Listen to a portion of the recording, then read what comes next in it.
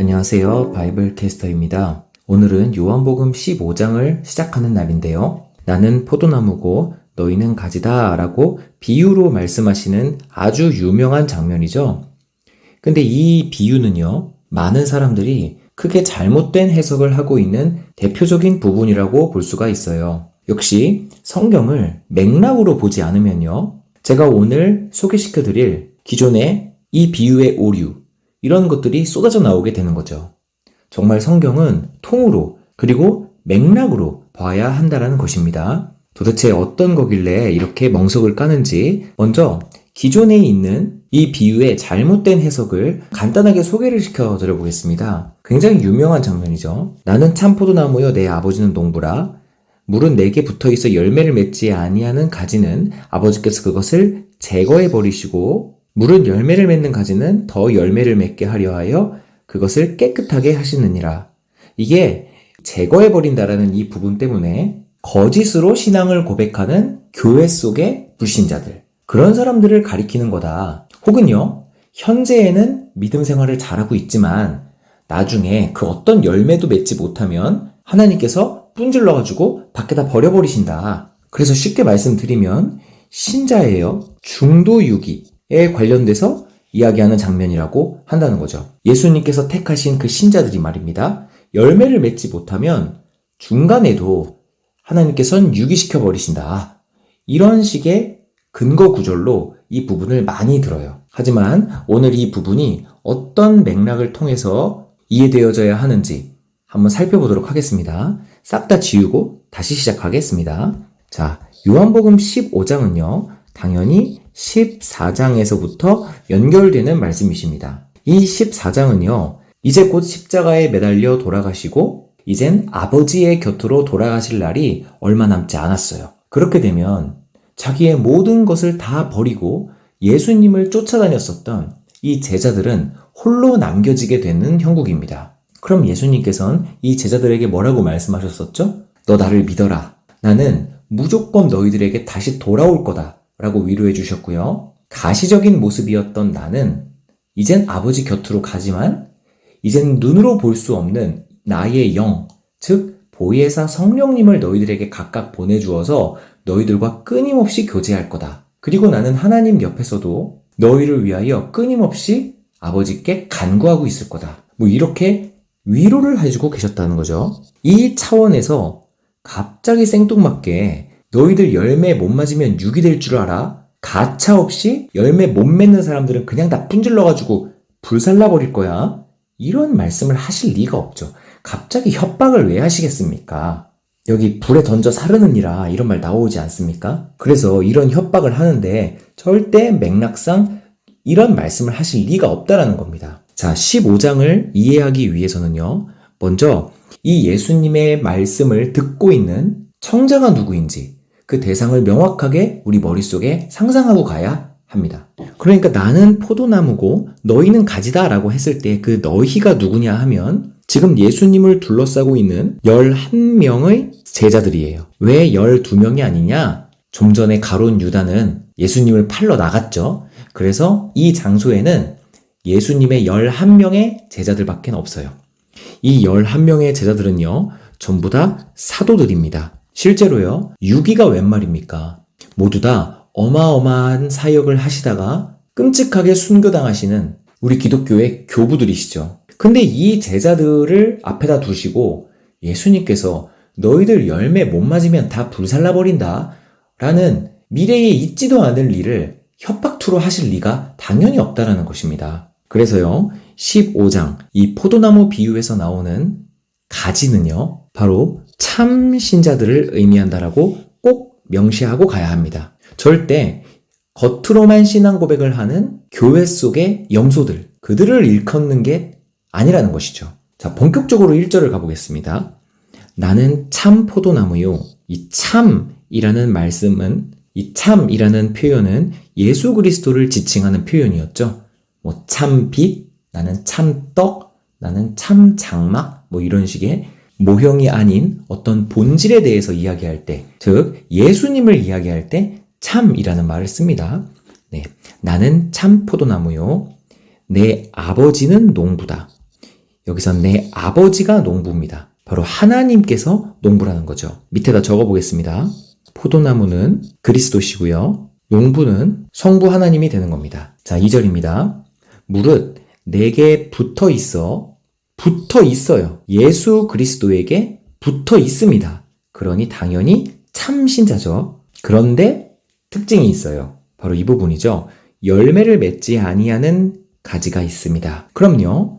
아버지께서, 이 아버지는 누구냐 하면 농부였죠. 이 농부가 그것을 제거해버리고, 자, 이 부분을 제가 말씀을 드려야 이 비유가 명확해집니다. 왜냐하면 이 제거해버린다라는 말이 약간의 오역이 있는 부분이거든요. 이 약간의 오역 때문에 이 비유가 제대로 신앙생활 안 하면은 다 유기된다 라고 말하는 둔갑을 하게 된 거죠. 자, 그럼 이것의 원어는요, 헬라어로 아이로라는 말입니다.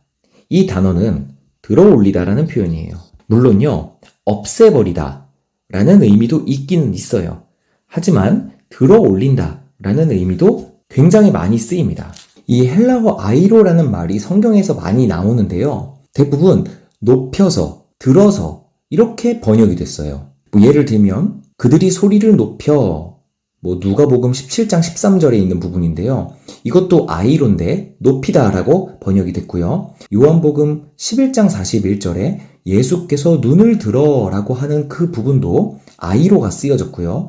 손을 들다라고 계시록에 나오는 장면이 있는데 그것도 아이로가 쓰여져 있습니다. 그런데 이곳에서는 제거해버리다라고 번역이 되는데 여기도 역시 들어올리다라고 번역이 되었어야 오해가 없었을 거라는 말씀이에요. 그럼 아버지께서 그것을 들어올리다라고 표현하자면 이게 어떤 의미로 바뀌게 되는 거죠? 이것은 참으로 감사하게도 격려와 버팀목이 되어주신다라는 의미입니다. 상상을 한번 해보겠습니다. 팔레스타인 지역에 있는 그 포도나무들을 한번 생각해 볼게요. 그 포도나무들이 어떤 가지들은 축 처져 있습니다. 예를 들면 오래됐거나 아니면 병충해를 입었거나 말입니다. 근데 그럴 때 이 착한 농부는 이 열매를 맺지 못하는 이 나뭇가지를 들어 올려서 열매를 맺도록 도와주신다라는 의미입니다. 이게 참 얼마나 위로가 되는 말입니까? 또 두 번째 유형의 가지가 나오는데요. 열매를 맺는 가지가 나오거든요. 이 열매를 맺는 가지는요, 더 많은 열매를 맺게 하기 위해서 그것을 깨끗하게 하신다라고 한다는 거죠. 누가요? 바로 농부가요. 그럼 열매를 잘 맺고 있는 가지가 더 많은 열매를 맺게 하기 위해서 깨끗하게 해준다. 이 말은 어떤 걸 상상하게 할까요? 청중들에게요. 당연히 병충해로부터의 보호가 되겠죠. 더러운 이물질이 묻었거나 아니면 벌레가 집을 지었거나 이런 걸 떠올리게 합니다.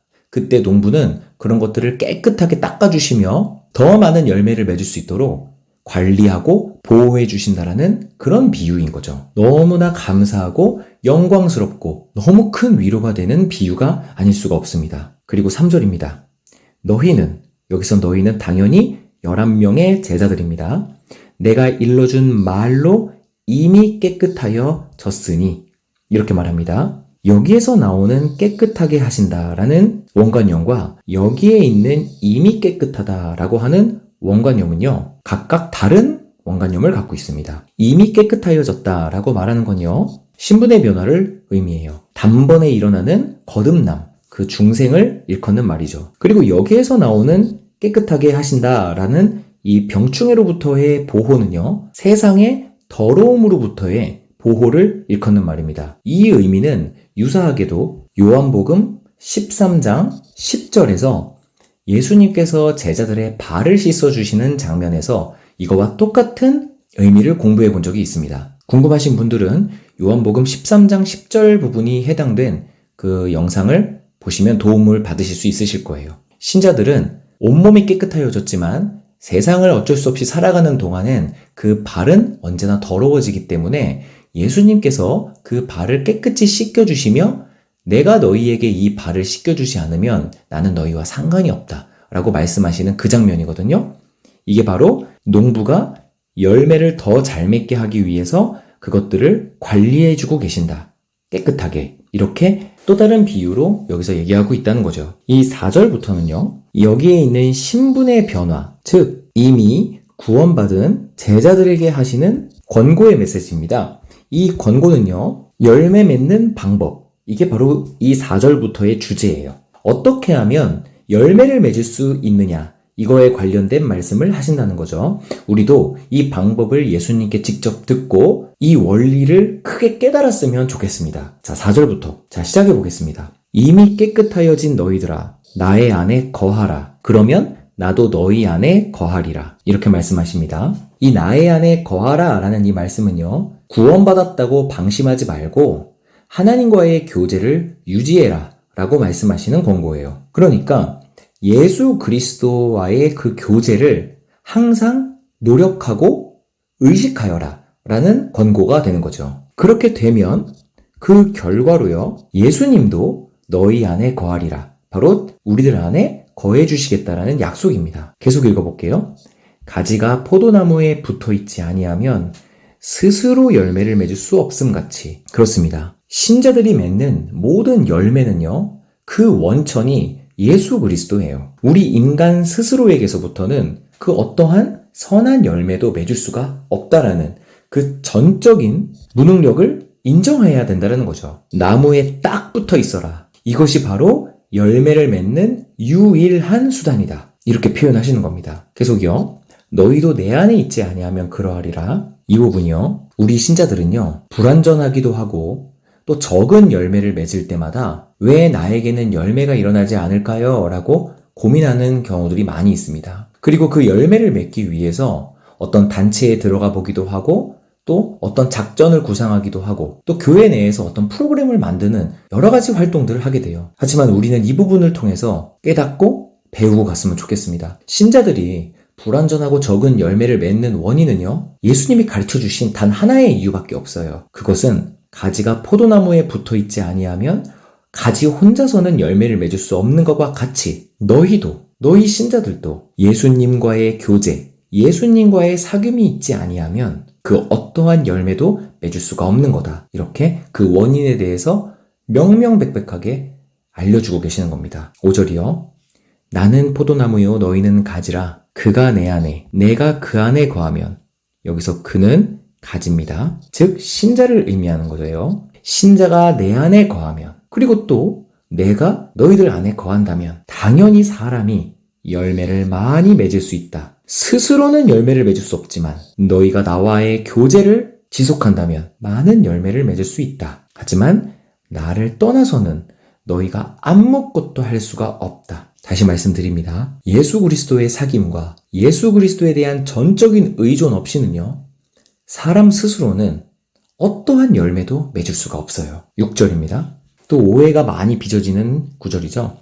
사람이 내 안에 거하지 아니하면 가지처럼 밖에 버려져서 마르나니 사람들이 그것을 모아다가 불에 던져 사르느니라. 이 부분의 오해 역시 마찬가지입니다. 신자가 열매를 맺지 않으면 다 불살라 버린다. 즉 유기된다. 이렇게 오해하는 경우 아니라는 거죠. 절대 맥락상 이러한 말씀을 11명의 순교하실 이 제자들 앞에서 하실 말씀이 아니라는 겁니다. 자, 이 부분의 오해를 풀기 위한 키포인트는요, 불에 던져 사르는 주체가 누구냐라는 거예요. 누가 가지들을 모아다가 불에 던지냐는 거예요. 바로 사람들입니다. 농부가 아니에요. 만약에 이 구절에서 하나님의 비유로 나온 농부가 이것들을 모아서 불에 던져 사르는 거라면 이것은 지옥불에 불살르는 장면을 상상하기에 충분해요. 이것은 육이라고 볼 수가 있습니다. 그러나 농부가 버리는 게 아닙니다.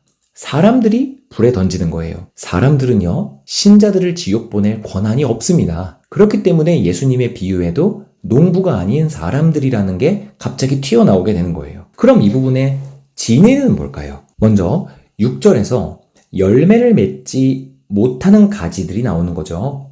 왜냐하면 예수님 안에 거하지 않았기 때문에 열매를 맺지 못하는 신자들을 일컫는 부분입니다. 여기에 있는 사람은 열매 맺지 못하는 신자겠죠. 그럼 가지처럼 밖에 버려져서 마른다 라는 이 부분은 어떻게 이해해야 할까요? 당연히 말라버렸다라는 건 열매가 없다라는 거죠. 모든 신자들에게는요, 하나님께서 주신 달란트와 은사가 있습니다. 그 은사들로 열매를 맺을 기회라는 것이 있어요. 우리들은 그 은사들을 예수 그리스도와의 교제를 통하여 많은 열매를 맺게 됩니다. 그러나 사람들은 아무 열매도 맺지 못하는 가지들을 불에 던져 살라버리게 돼요. 이것이 바로 신자가 이용하지 못하는 은사들과 그런 기회들을 상징한다고 볼 수가 있어요. 그럼 이 사람들은 구원을 받습니까? 라고 질문을 한다면 당연히 구원은 받죠. 왜냐하면 이곳에 나와 있는 이 가지는 당연히 신자들만을 대상으로 하고 있기 때문입니다. 참고적으로 여기에서 나오는 사른다 라는 표현은요, 고린도전서 3장 15절의 말씀을 생각하게 합니다. 누구든지 그 공적이 불타면 해를 받으리니 그러나 자신은 구원을 받되 불 가운데서 받은 것 같으리라. 이렇게 말합니다. 그리고 15절에 공적이 불타면 할 때의 그 불타면이 여기에서 사른다 라는 말과 원어가 같아요. 대표적인 인물로는 창세기의 롯이라고 볼 수가 있겠죠. 롯은 성경에서 나오는 부끄러운 구원, 그러니까 고린도전서에 나오는 그 불 가운데서 받은 구원의 전형적인 인물이라고 볼 수가 있어요. 그 롯은 주님과의 교제에서 벗어났거든요. 열매를 맺기를 멈춘 인물이었습니다. 그렇지만 롯은 그 자신은요, 구원은 받았어요. 오늘은 여기까지 살펴볼 건데요. 오늘 배운 부분을 통하여 우리가 깨달아야 할 것이 많습니다. 하나님께서 예수님을 통하여 주시는 구원이라는 건요, 신분의 변화이기 때문에 그 어떠한 것도 그 하나님의 사랑으로부터 끊을 수가 없습니다. 영원히 안심할 수 있는 구원을 받게 되는 거예요. 하지만 그 이후의 삶이 열매를 맺는 삶이냐, 그렇지 못한 삶이냐는 다른 문제입니다. 구원과는 다른 문제라는 거예요. 우리는 구원받았다는 그 확신 가운데에 거하며 날마다 예수 그리스도와의 교제를 추구하고 의식해야 합니다. 노력해야 된다는 말이에요. 그게 우리가 예수님 안에 거한다라는 거고, 그럴 때에 예수님께서는 우리에게 거한다라는 그 비유를 여기에서 얘기해주고 계시는 겁니다. 이 이야기가 바로 배치되는 이유가 보혜사 성령님에 대한 설명과 문맥적으로도 이어지고 있다는 것이죠. 즉, 이 부분은 보혜사 성령님과의 교제, 그 교제로서 나타나는 신자들의 무한한 열매, 이것이 이 비유의 주제라는 것입니다. 우리 모두 가난한 구원, 불 가운데서 얻는 구원에 만족하지 않는 그런 성도들이 되었으면 참 좋겠네요.